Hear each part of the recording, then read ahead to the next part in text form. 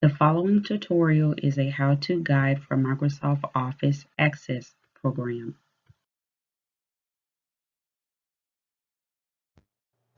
The original concept of Access was for end users to be able to access data from any source. It also has the ability to link to data in its existing location and use it for viewing, querying, editing, and reporting. This allows the existing data to change while ensuring that Access uses the latest data. Users can delete tables, queries, forms, and reports. Access also has report creation features that can work with any data source that Access can access. Specifically, creating databases within an Access document. Following the steps of this tutorial will allow librarians and paraprofessionals to be more proficient in collaboration for ventures such as meetings, lectures, assignments, and presentations.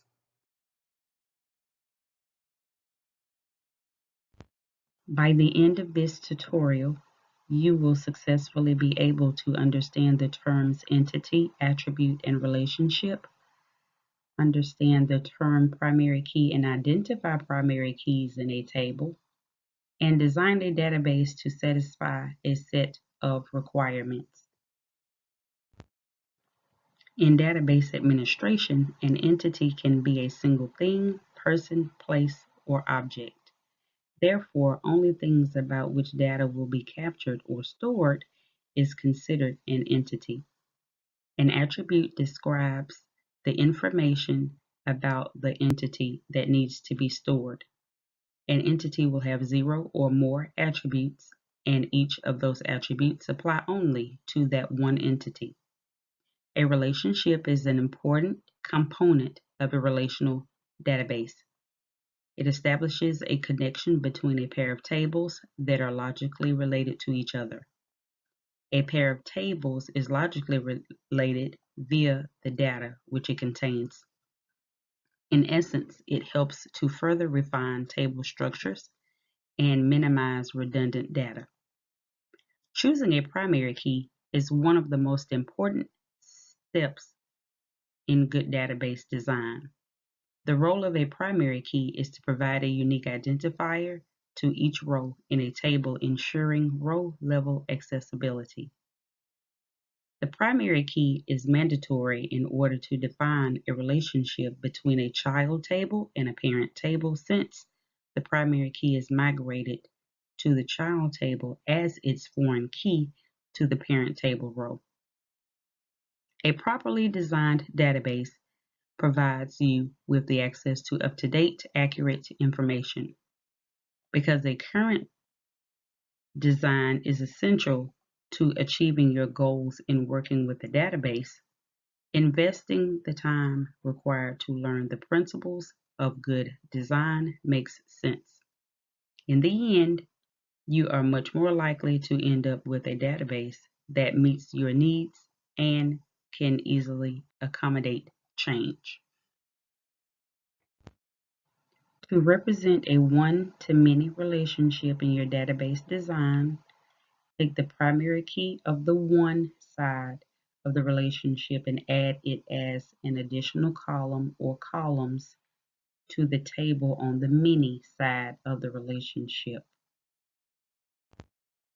To view the relationship that has been created between tables, click on Database Tools, then Relationships. As you establish a relationship between a pair of tables, you will inevitably make minor modifications to the table structures. These refinements will make the structures more efficient and minimize any redundant data that the table may have. It is the mechanism that enables you to draw data from multiple tables simultaneously.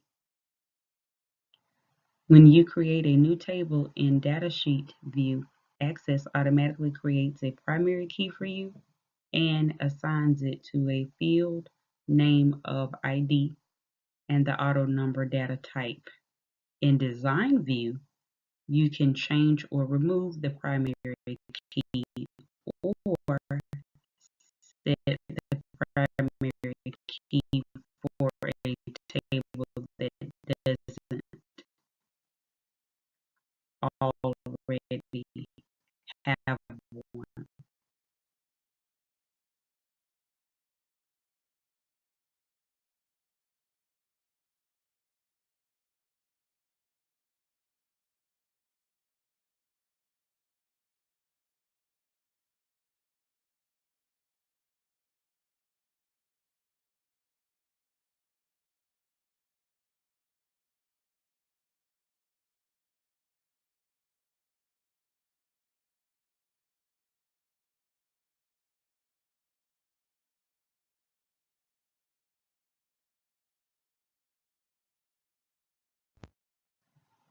The database process consists of the following steps.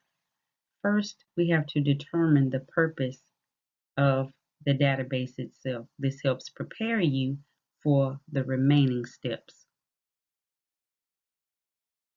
Then we gather all of the types of information that we may want to record in the database, such as a product name or order number. From there, we divide our information into items, major entities or subjects such as products or orders. Each subject then becomes a table. In this example, each major entity or subject is listed in table form on the left-hand side of the Access database. From here, decide what information you want to store in each table. Each item becomes a field and is displayed as a column in the table. For example, a customer table might include fields such as name, address, and balance. Now we are able to choose each table's primary key. The primary key is a column that is used to uniquely identify each row. In this particular example, customer ID is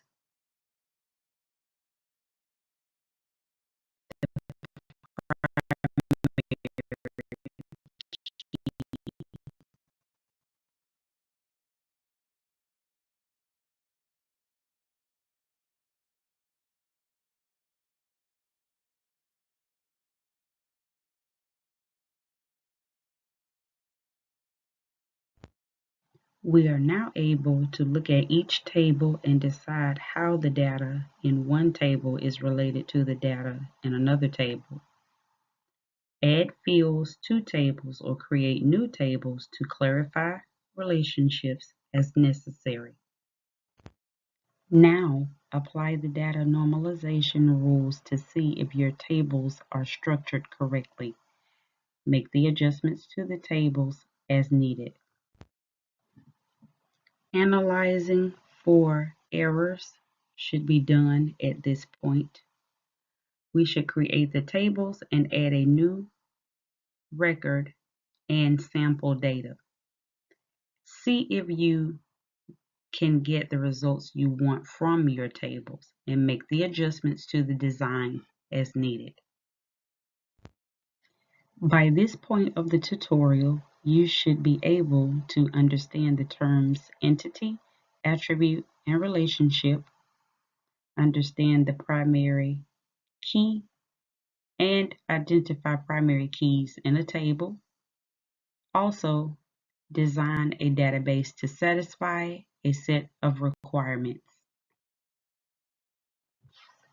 In addition to the instructions included in this tutorial, Google and YouTube can further assist with functions that are not covered in this tutorial or that may not be as straightforward as you would need the instructions to be. You may also need to adjust instructions so that it can meet the standards of the version of the Microsoft Office product that you have.